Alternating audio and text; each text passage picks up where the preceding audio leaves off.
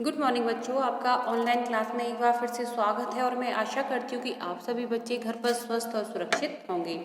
बच्चों, आज हम कक्षा 4 की हिंदी व्याकरण पुस्तक पंखुड़ी का पाठ 16 मुहावरे का अध्ययन करेंगे। ठीक है, तो आज हमारा पाठ है 16 जिसका नाम है मुहावरे। ठीक है, नीचे दिए गए चित्रों को देखिए और उनके नीचे दिए वाक्यों को पढ़िए। बच्चों, आप अपनी पुस्तक में देखो, वहाँ 2 चित्र दे रखे हैं और उनके नीचे कुछ वाक्य भी लिखे गए हैं। ठीक है, तो मैं उन वाक्यों को पढ़ रही हूँ, तो आप उनको थोड़ा केयरफुली सुनना। कृष्ण माता यशोदा की बहुत प्यारे थे और कृष्ण माता यशोदा की आंखों के तारे थे। ठीक है, वाक्य दोनों एक जैसे ही लग रहे हैं, लेकिन बहुत प्यारे और आंखों के तारे।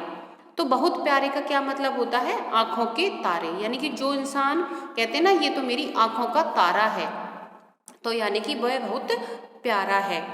इमरान राशिद से बहुत दिनों बाद मिला। तो हम कहते हैं ना, कभी कभी कोई हमें बहुत दिनों बाद दिखता है, अरे यार तुम तो ईद का चांद ही हो गए हो, क्योंकि ईद का चांद बहुत दिनों बाद ही दिखता है।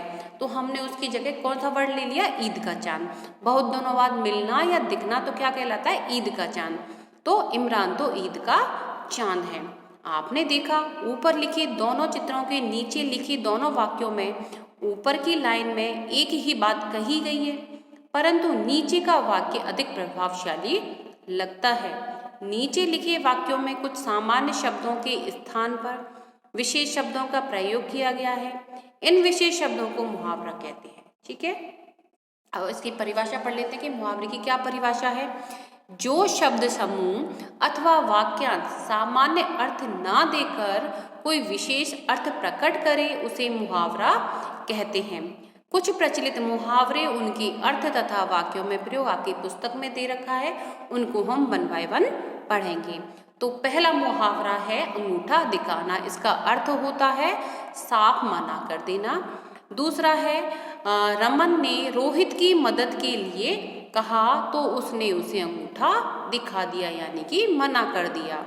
फिर है अपना उल्लू सीधा करना। का अर्थ होता है अपना मतलब निकालना, यानी कि स्वार्थी होना।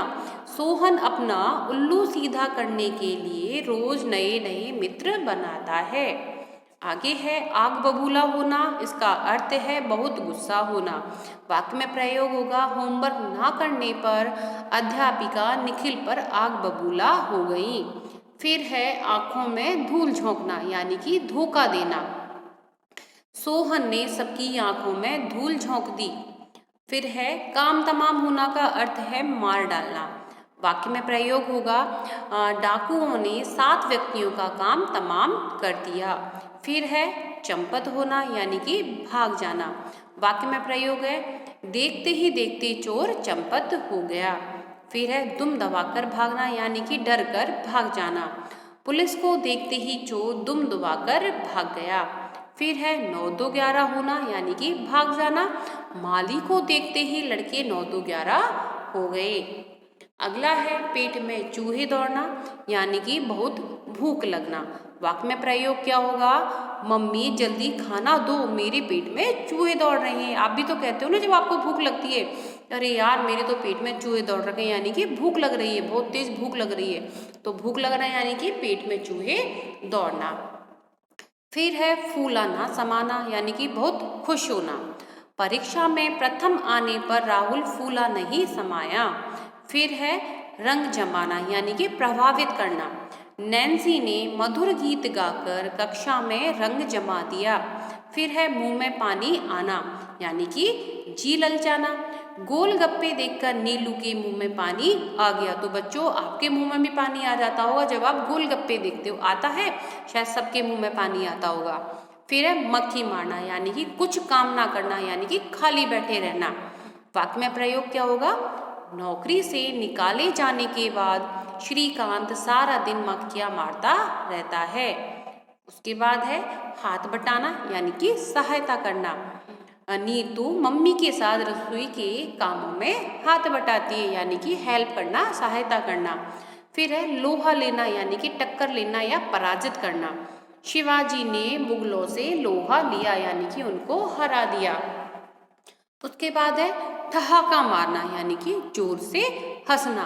शुभम का चुटकुला सुनकर सब ठहाका मारकर हंस पड़े। उसके बाद आंख लगना यानी कि नींद आना। वाक्य में प्रयोग है, दिन भर का थका होने के कारण लेटते ही साहिल की आंख लग गई। फिर है पीठ थपथपाना यानी कि शाबाशी देना। वाक्य में प्रयोग होगा, दौड़ प्रतियोगिता में नवल के प्रथम आने पर प्रधानाचार्य ने उसकी पीठ थपथपाई। उसके बाद है नाक में दम करना यानी कि बहुत परेशान करना। वाक्य में प्रयोग होगा, बच्चों ने शोर मचाकर माँ की नाक में दम कर दिया। उसके बाद प्राण सूख जाना यानी कि बहुत डर जाना। वाक्य में प्रयोग, सांप को अपने करीब देखकर दीपक के प्राण सूख गए। उसके बाद है दांत खट्टे करना यानी कि हरा देना। युद्ध में रानी लक्ष्मीबाई ने अंग्रेजों के दांत खट्टे कर दिए। नेक्स्ट है सिर पर चढ़ना यानी कि प्यार के कारण ढीठ हो जाना। वाक्य में प्रयोग होगा, सौम्य अपने दादी के प्यार के कारण सिर पर चढ़ गया है। फिर है गड़े मुर्दे उखाड़ना, बीती हुई बातें करना। वाक्य में प्रयोग होगा, जो हो गया सो हो गया, अब गड़े मुर्दे उखाड़ने से क्या फायदा, यानी कि जो बातें बीत गई हैं उनको रिपीट करना। चेहरा उतर जाना, उदास होना।